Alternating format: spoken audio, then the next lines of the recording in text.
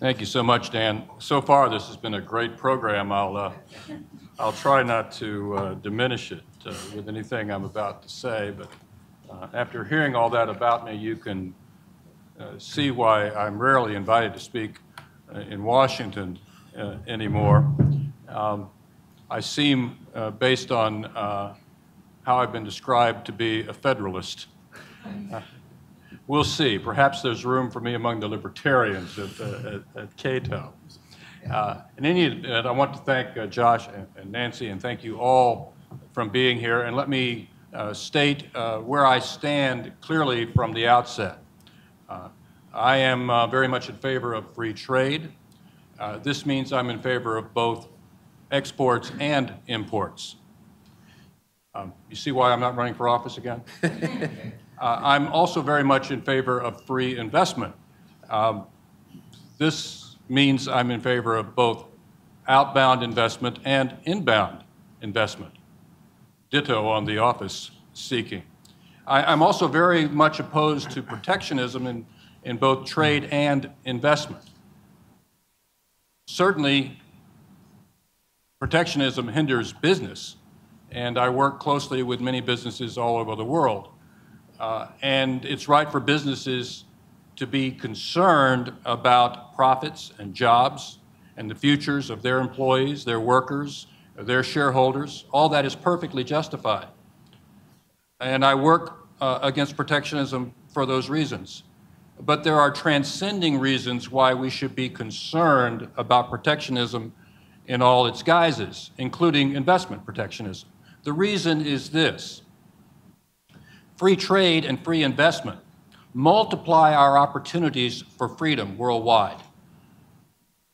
Trade and investment don't create freedom, but they create opportunities for millions upon millions of more people to have more say in their own lives, to be able to make more personal choices about how they wish to live. And that's how I define freedom.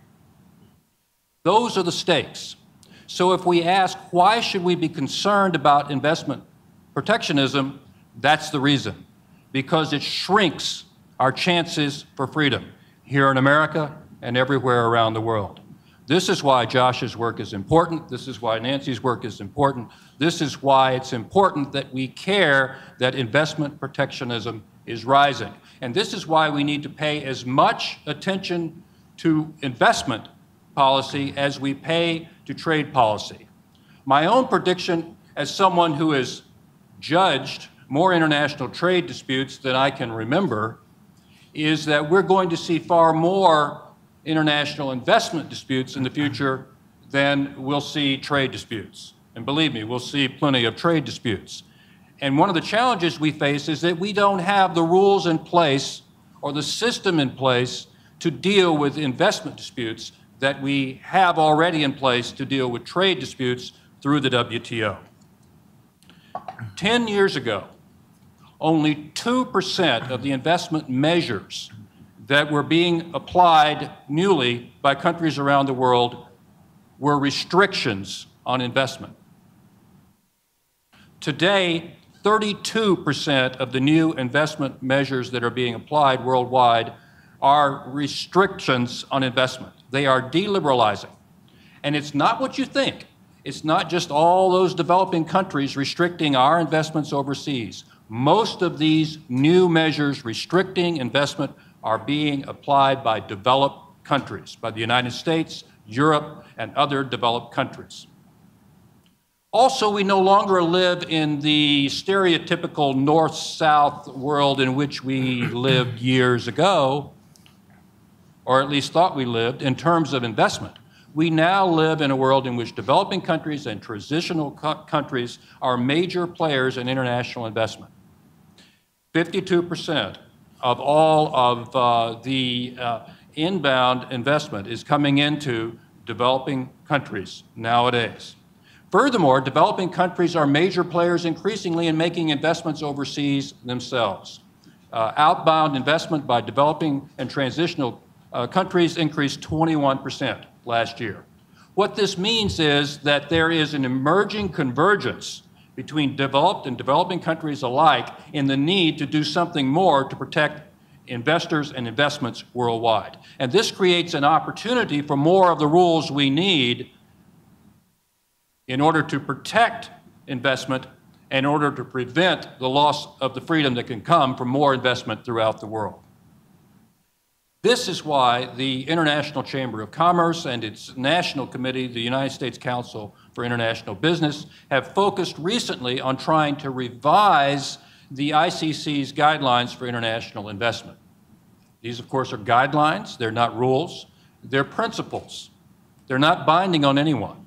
But these ICC guidelines through the decades, dating back to just after World War II, have set out the basic fundamental principles that have served as the checklist for countries as they have negotiated all kinds of international investment agreements.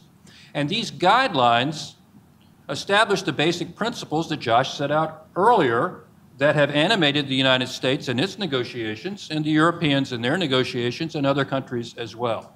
They have long served in that role.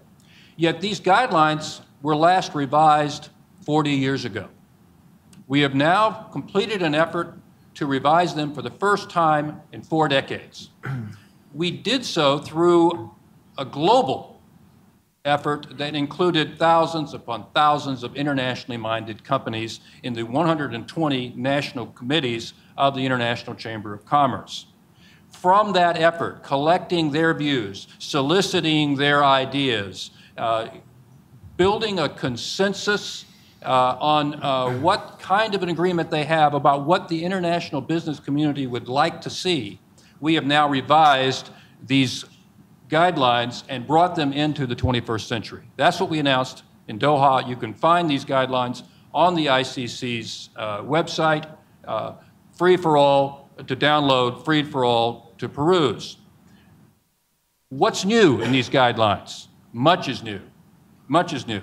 We talk, for example, about the need to have investment protections dealing with the non-tariff barriers that Josh referred to in terms of standards and technical regulations. We talked about the need to provide more protections against performance requirements that discriminate against investors. We talked about the need for more transparency, for a prohibition on discrimination in government procurement, for more protection of services relating to investment, for more protection of intellectual property rights relating to investment. We talked about the need for protecting non-equity modes of investment, as the UNCTAD puts it.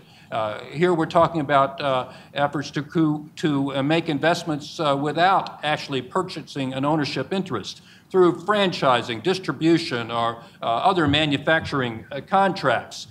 There's much that goes on increasingly in global supply chains in a non-equity fashion that needs protection against discrimination. We talked about the need to keep from using national security as a pretext for protectionism.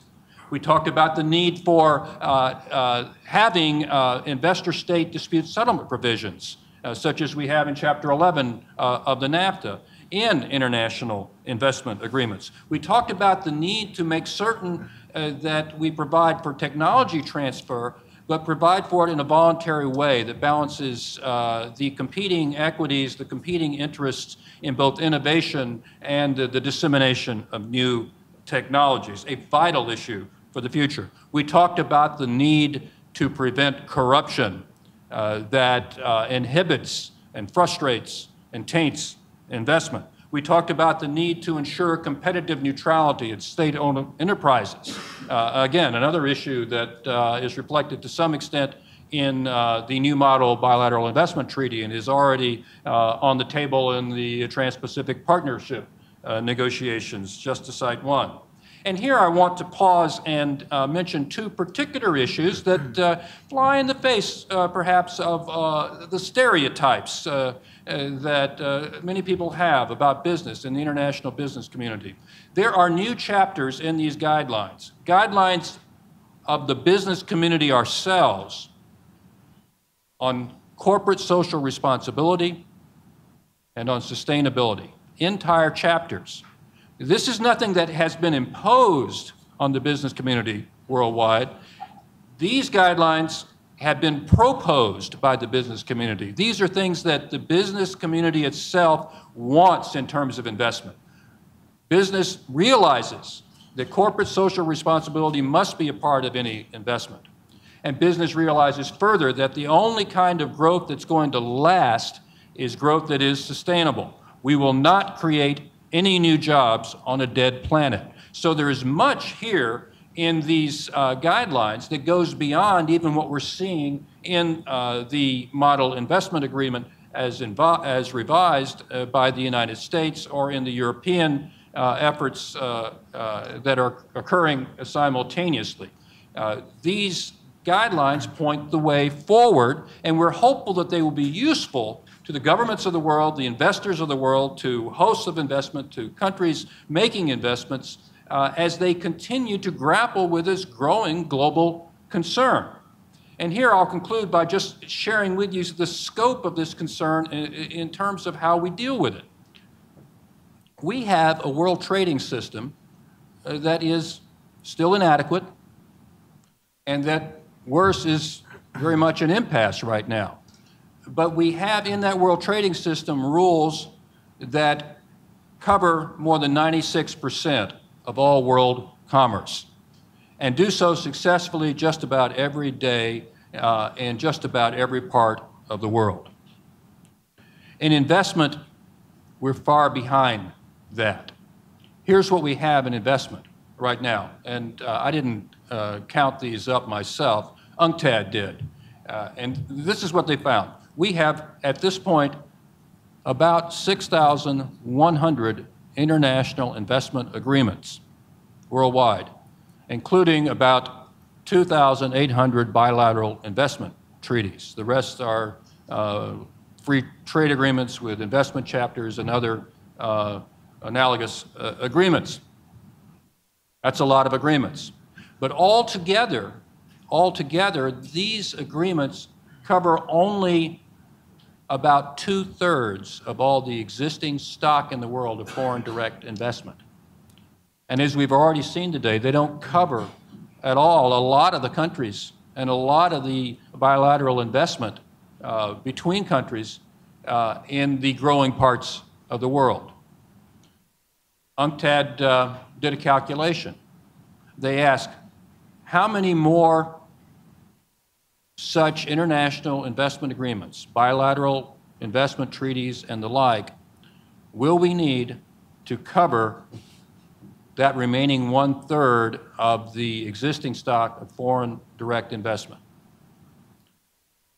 We will need only an additional 14,100 treaties, which helps explain why he's leaving the government.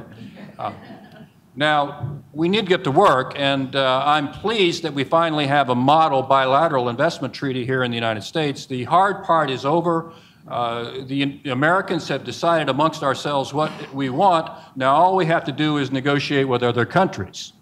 We'll see what happens with China and India and Indonesia and Russia and others. And we need to get started. But we need to remember the stakes as we do. The stakes, of course, are profits, they're jobs, they're futures for millions of people worldwide. But the stakes are not just economic stakes. The stakes are personal stakes for all of humanity, for human freedom. Because with more trade and with more investment, and with freer trade and freer investment, we can create more opportunities for everyone to share in more freedom. Thank you very much.